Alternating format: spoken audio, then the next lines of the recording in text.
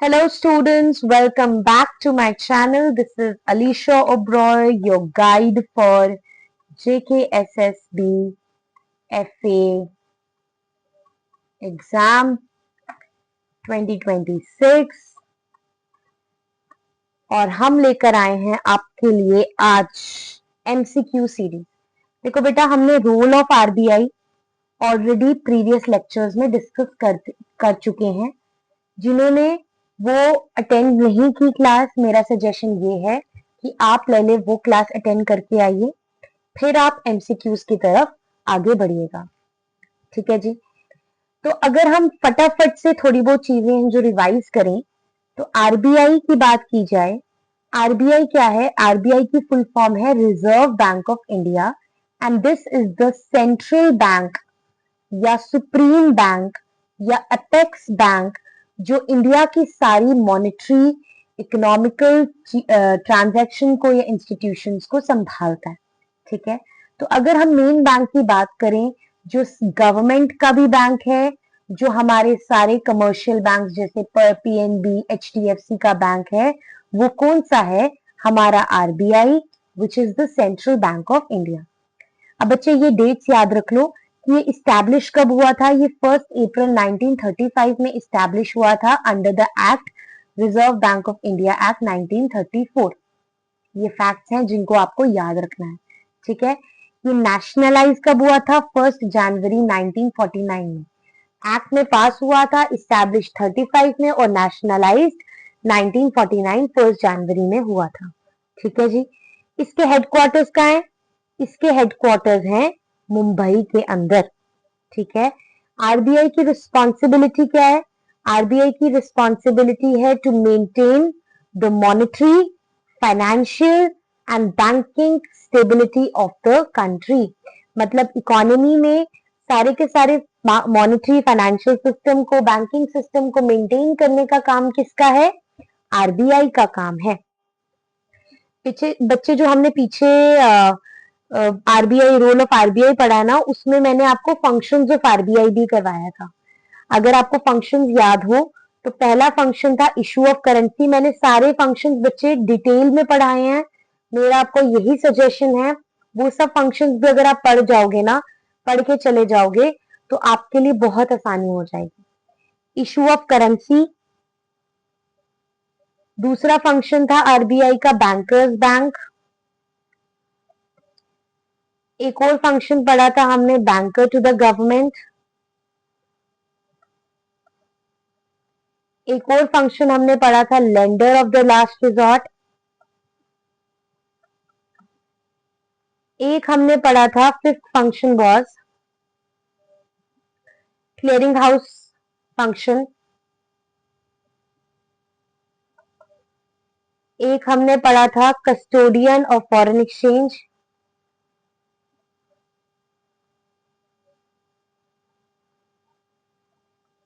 ठीक है जी। और हमने एक और फंक्शन पढ़ा था, कंट्रोलर ऑफ क्रेडिट।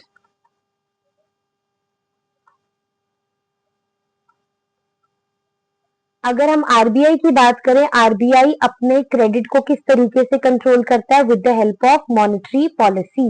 ये इकोनॉमी में क्रेडिट कंट्रोल करके रखता है अपनी मॉनेटरी पॉलिसी की हेल्प से। और इसमें हमने टूल्स, उसके अगले लेक्चर में हमने सारे मॉनेटरी पॉलिसी और फिस्कल पॉलिसी के टूल्स भी पढ़े थे। Reverse repo rate, cash reserve ratio, SLR, open market operation, ये सब हमने ऑलरेडी पढ़ा हुआ है। तो आप पहली वीडियोस देखेंगे तो आपको क्लियर हो जाएगा। बच्चे अभी भी जस्ट रिवाइजिंग थिंग्स, अभी हमने एमसीक्यूज करने हैं, तो घबराइएगा नहीं। इशू ऑफ करेंसी, सारे के सारे नोट्स को इशू कौन करने का काम किसके पास है? आरबीआई के पास। और 1 रुपी के नोट को और कॉइन्स को इशू करने का मिनिस्ट्री ऑफ फाइनेंस के पास। ठीक है। ये इसीलिए करता है ताकि लोगों का करेंसी पे फेथ बना रहे, नोट सर्कुलेशन में यूनिफॉर्मिटी हो, कोई भी डैमेज ना हो, और genuine and clean currency is supplied over the country. Banker to the government, सारी सेंट्रल गवर्नमेंट हो, स्टेट गवर्नमेंट हो, उनका बैंकर, एजेंट, एडवाइजर का काम किसका है? आरबीआई का काम। आरबीआई का काम है गवर्नमेंट के अकाउंट्स बनाने का, जितना भी उनका पब्लिक डेट है, गवर्नमेंट बोरोइंग्स है, इन सब का काम किसके पास है? आरबीआई के पास है। ठीक है, उसके बाद बैंकर्स बैंक, मतलब बैंक, सारे कमर्शियल बैंक का बैंक कौन है? आरबीआई है। वो कैश रिजर्व्स को मेंटेन करके रखता है।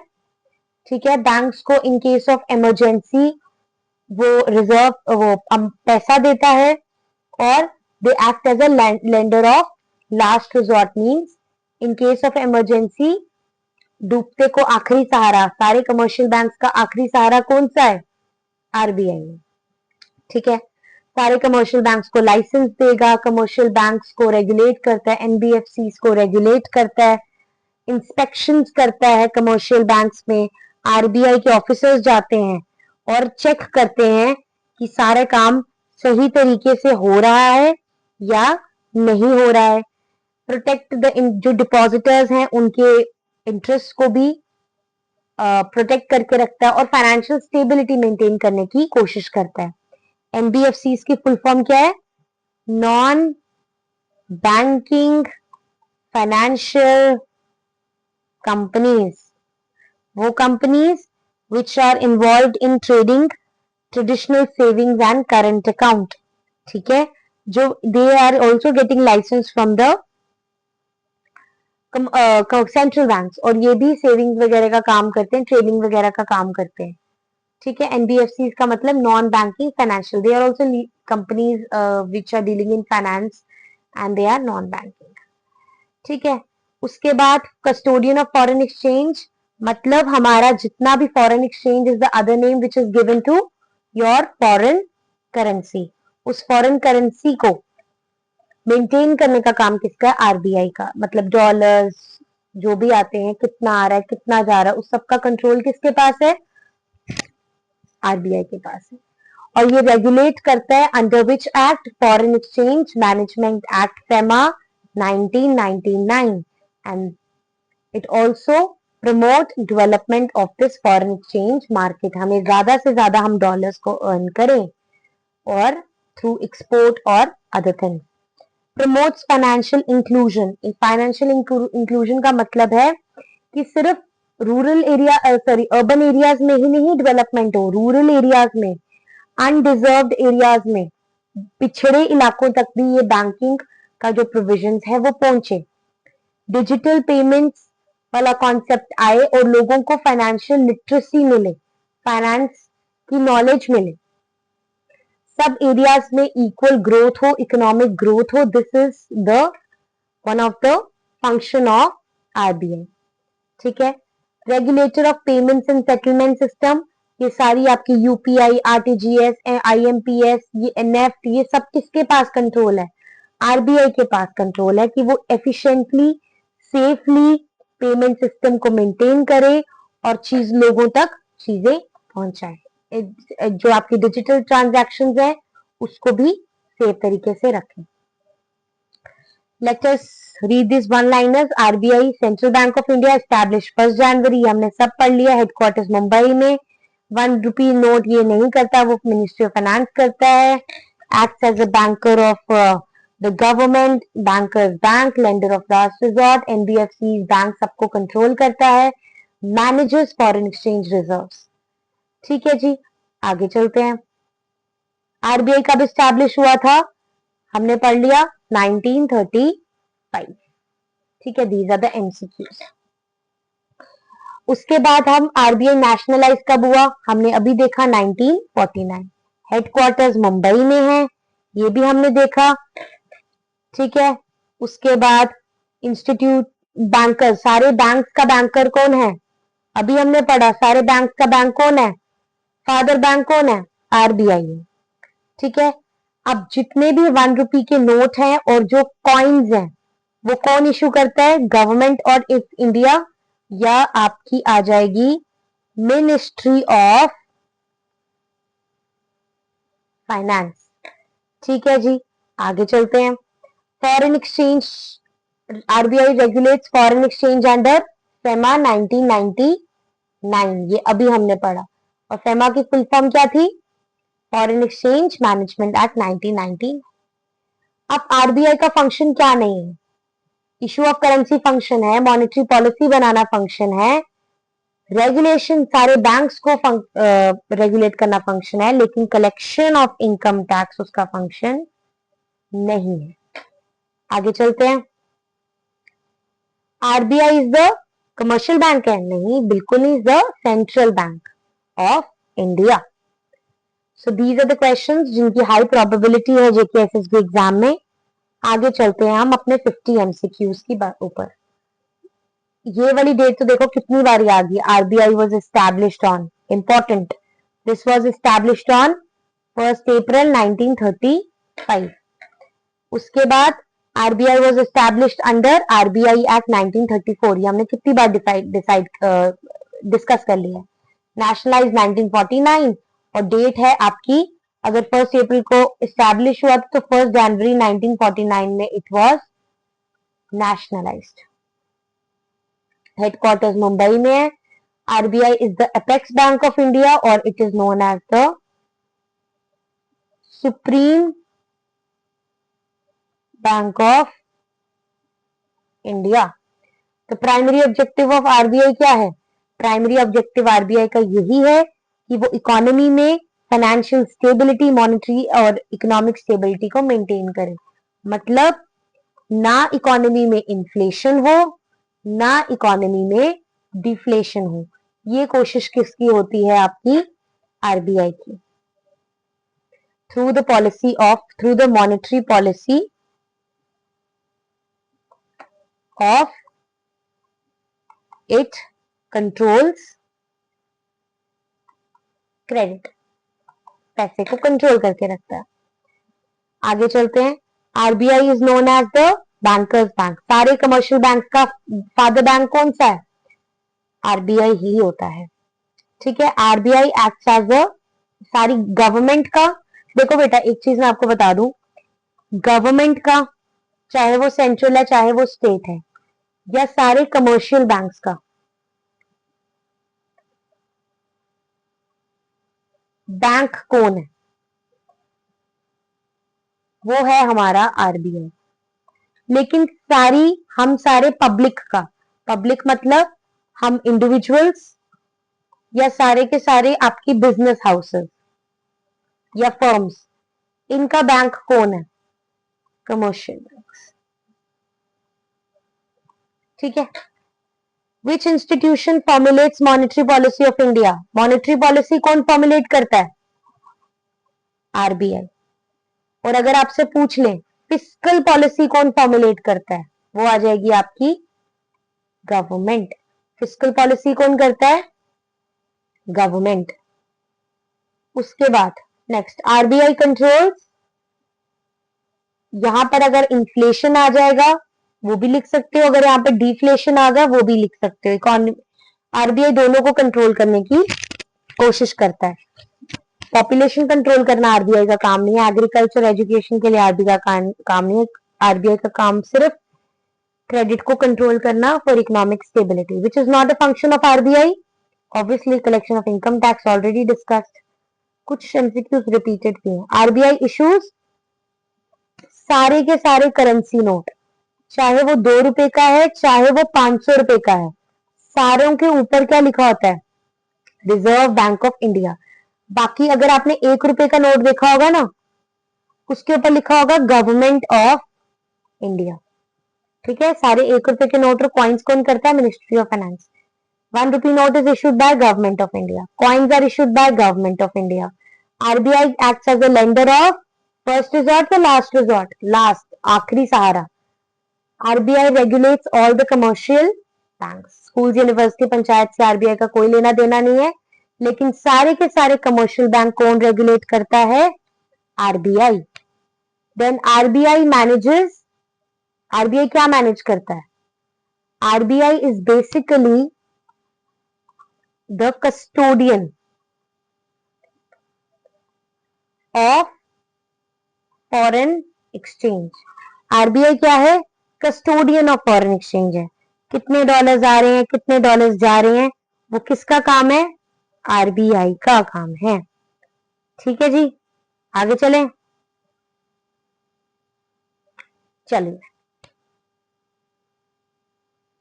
Foreign exchange is regulated under ये हमने पढ़ा था, foreign exchange is regulated under FEMA 1999।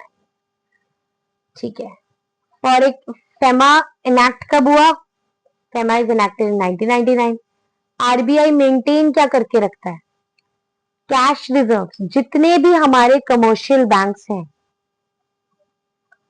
उन सबके रिजर्व्स कौन मेंटेन करके रखता है? सारों की कैश रिजर्व्स कौन मेंटेन करके रखता है? आरबीआई। ठीक है, आगे चलते हैं। सीआरआर स्टैंड्स फॉर, सीआरआर का मतलब क्या होता है? कैश रिजर्व रेशो, मतलब कितना cash in the form of reserve. और एसएलआर, एसएलआर क्या होता है? Statutory liquidity ratio. बेसिकली जो सीआरआर होता है ना, देखो एक फॉर्मूला देखो, LRR equals to CRR plus SLR. LRR is the total reserves जो हर कमर्शियल बैंक को अपने पास, सॉरी, टोटल रिजर्व्स जो कमर्शियल बैंक्स को रखने होते हैं। ठीक है, कमर्शियल बैंक्स जो है ना, देखो बेटा, कमर्शियल बैंक जैसे कि पीएनबी, उनके पास डिपॉजिट्स आते हैं और वो लोन देते हैं।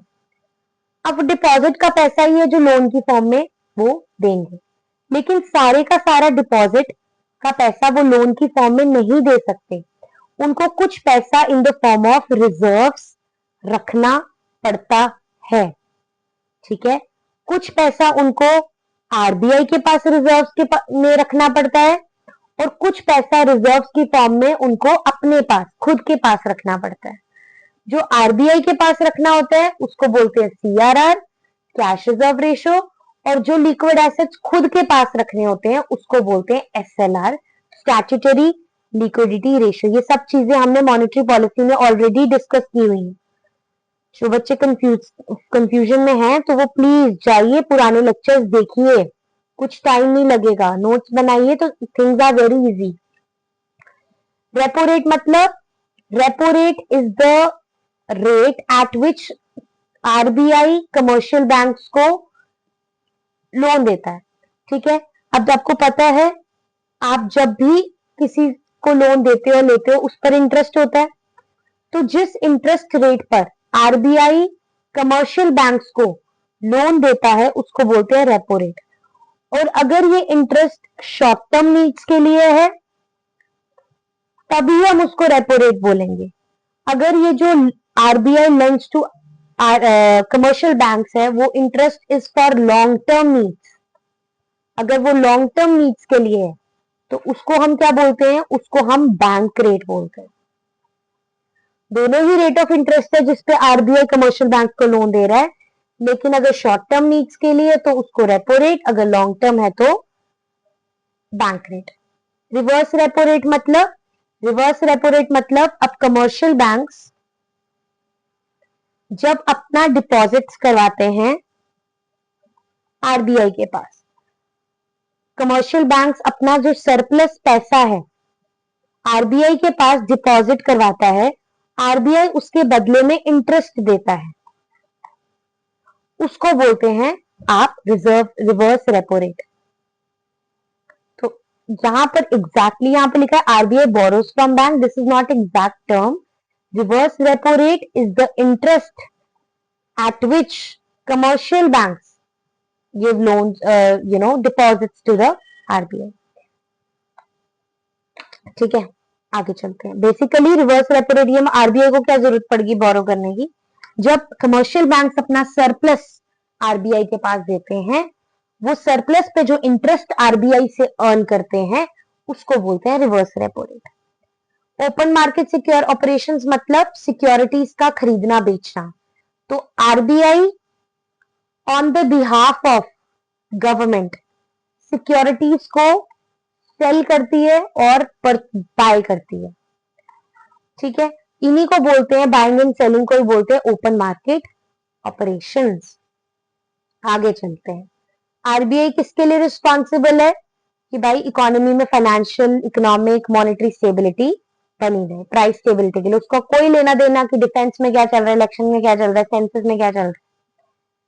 आरबीआई पेमेंट सिस्टम को करेगी कंट्रोल, कोर्ट, स्कूल, यूनिवर्सिटीज के साथ उसका कोई लेना देना नहीं है। Payments, UPI payments, NEFT, RTGS, इन सब के साथ। पेमेंट सिस्टम कैसे रेगुलेट करती है आरबीआई? यूपीआई पेमेंट के साथ। आरटीजीएस की full form real time gross settlement, ये आपको फुल फॉर्म पता होनी चाहिए, वेरी इंपॉर्टेंट। नेफ्ट की भी पता होनी चाहिए, वेरी इंपॉर्टेंट।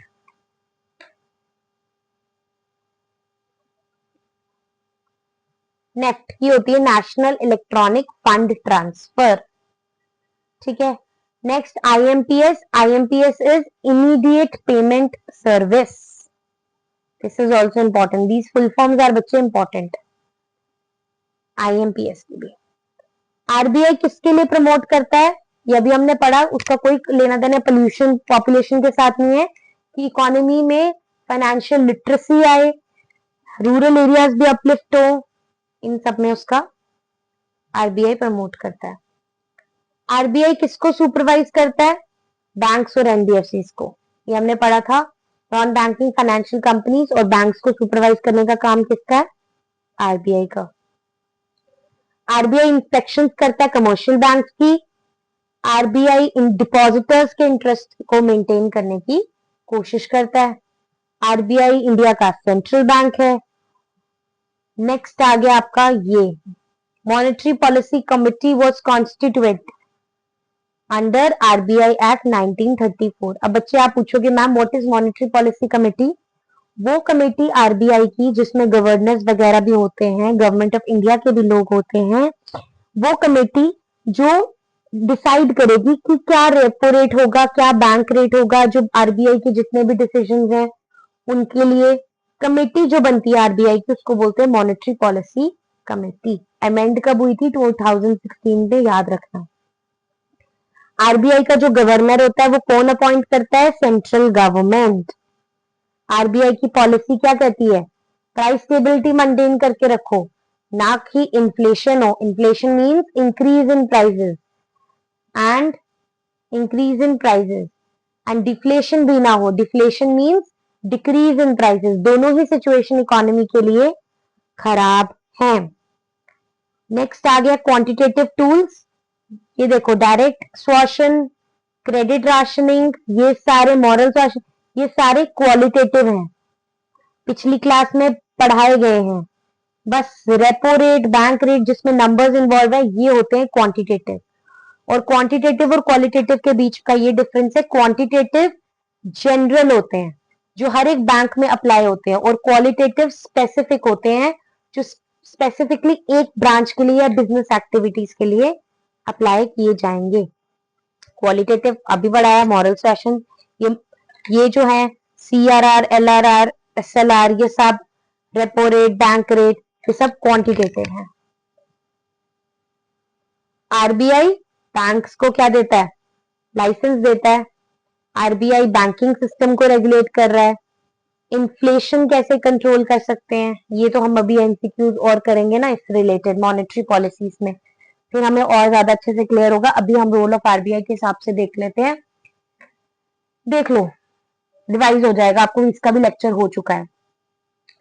रेपो रेट मतलब इंटरेस्ट रेट, जितना ज्यादा इंटरेस्ट उतनी कम बोरोइंग, जितना ज्यादा इंटरेस्ट उतनी कम बोरोइंग। इन्फ्लेशन में हम क्या चाहते हैं? इन्फ्लेशन में चाहते हैं इकोनॉमी में पैसा कम जाए। इकोनॉमी में ऑलरेडी मनी सप्लाई ज्यादा है, इकोनॉमी में पैसा कम जाए, इसीलिए रेपो रेट को इंक्रीज कर दिया जाता है, रेपो रेट को बढ़ा दिया जाता है ताकि बोरोइंग कम हो जाए और इकोनॉमी में पैसा कम जाए। आरबीआई किसका कस्टोडियन है? फॉरेन एक्सचेंज रिजर्व्स का। आरबीआई की रिस्पॉन्सिबिलिटी है कि करेंसी को मेंटेन करके रखे या क्रेडिट को कंट्रोल करके रखे। नेक्स्ट देख लेते हैं, not regulated by RBI, commercial banks भी रेगुलेट करता है, एनबीएफसी, कोऑपरेटिव। इलेक्शन कमीशन का कोई लेना देना नहीं है आरबीआई के साथ।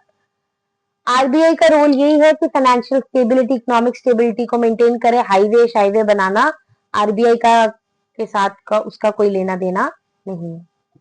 इसमें से कौन सी स्टेटमेंट करेक्ट है? आरबीआई सेंट्रल बैंक है, RBI collects income tax, conducts election, 1 रुपए के note government of India, RBI is the Central Bank of India. So these were your questions. आगे देख लें कुछ है तो नहीं. Things are repeated. ठीक है, इतने ही आपके क्वेश्चंस थे जितने हमने करने हैं. ठीक है बच्चे, मेरा आपको यही सजेशन है, जितना ज्यादा रिवाइज करोगे चीजें, नोट्स आपको मिल रहे हैं, एमसीक्यूज की सेशंस आपकी लगाई जा रही हैं, जितना ज्यादा रिवाइज करोगे उतना आपके लिए अच्छा है. ठीक है जी, रिवाइज कीजिए, सेशन को लाइक कीजिए. आपके लिए मैंने और ज्यादा और भी एमसीक्यूज रखे हैं, और भी मटेरियल है, जो वीडियोस हैं जो हमको डिस्कस करनी है, और टॉपिक्स हैं जो हमें डिस्कस करने हैं. पिछली वीडियोस देख लीजिए और प्लीज चैनल को सब्सक्राइब कीजिए, क्योंकि as always said, I am helping you out, so you have to help me out to reach more and more students who actually require education, and that too free education. Because education, अभी हम ये courses free launch कर रहे हैं, ऐसे आपको बाहर जाएंगे, आप कहीं से बाहर से पढ़ेंगे तो you are being charged for that. I am helping you by giving notes, free notes, PDFs. So you also have to help me by subscribing the channel. So thank you class. We'll keep our class till here. In case of doubts, you can write in the comment section. और कोई भी problem है, suggestions है, you are welcome, always welcome. और अपने comment section पे सारे अपने doubts लिख सकते हैं. Thank you so much.